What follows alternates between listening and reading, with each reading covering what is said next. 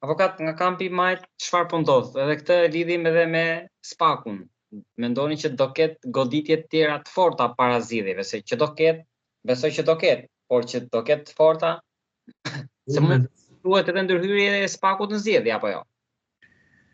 Unë besoj se do ketë ndërhyrje, do të ketë patjetër arrestimi, do të ketë patjetër individ të cilët do të arrestohen, sepse kjo është praktika që ka kriju Spaku. Ju e dini qëndrimin tim për Spakun, në rëndësi tani në këtë moment nuk kam më, se e kemi thënë disa herë.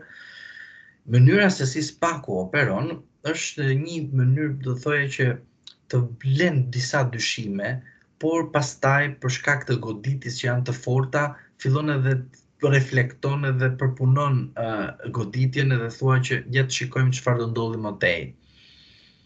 Pas goditjes së Erion Velis, erdhi një goditje tjetër brenda Partisë Socialiste. Asnjëri nuk e vuri në kujdesin maksimal. Çfarë ishte ajo? Pikërisht Zoti Rama zgjodhi në listat e Partisë Socialiste të vendos kryetar bashkie Beratit, të Pelenës, më korrigjon nëse kemi tjetër, edhe kryetar të tjerë, që do të thotë Zoti Rama nuk i zgjodhi ata për të treguar se çfarë do ndodhi, pra a do të fitojnë mandatin apo jo. Zoti Rama e zgjodhi se në momentin e parë që do të dalin rezultatet e 11 majit, Zoti Rama mund të ketë një letër tjetër, që është kjo, zgjedhje të parakoshme në të tre bashkitë, plus edhe Tiranës, sepse mund të Erion Velia të japi dhe dorëheqjen. Pse e them këtë? Sepse tek lista tek Partia Socialiste nuk ndodh vetëm goditja që do mund të ndodhë nga Spaku. Zoti Rama i lëshon të gjithë, por unë mendoj që në një rast ose në një aksident elektoral, Partia Socialiste humbet shumicën që është 71 mandate, atëherë Rama duhet të shpiki një alternativë tjetër për shpëtimin e tij, që do thotë vajtja në zgjedhje të parakoshme në tetor për zgjedhjet vendore të 3-4 bashkive përfshirë Tiranën. Pse ndodh kjo? Avokat, e mendoni që po të humbë zgjedhjet e përgjithshme të rikthehet në bashki apo? Se di, sepse me ligjin e ri më duket të rikthehet, për ka të drejtën e rikthimit, për shkak se ai s'ka qenë dhe prandaj ligji kap nga momenti kur e vendos përsëri kandidaturën dhe merr mandatin. Që do të thotë mund të ndodhë edhe ky skenar, do të ishte i paimagjinueshëm të shkojë kryetar bashkie dhe kryetar opozite.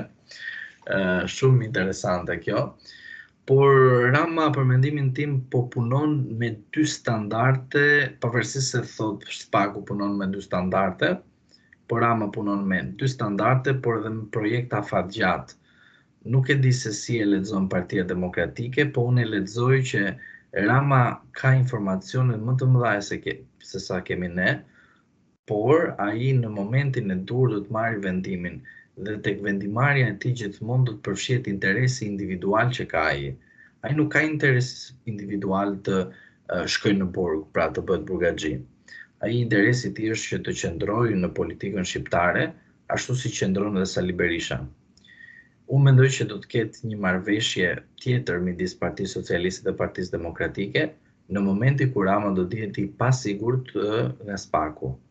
Pra listat që do godasin Spaku, pra të Partisë Socialiste ato që janë të mbyllur, apo disa që janë të hapur, do të ketë një ilaç, një ilaç i cili do të shërojë plagët dhe do të ngrejë ose do të japë më shumë imunitet tek Zoti Rama. Imuniteti nuk është politik, por do të jetë një imunitet oksigjen për atë që të marrë frymarrjen pak më të pastë dhe më të qartë.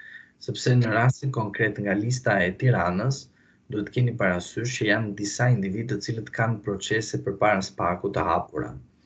Në listën e mbyllur do të shikoni njerëz të cilët janë në pushtet ekzekutiv, pra ndaj tyre ka probleme.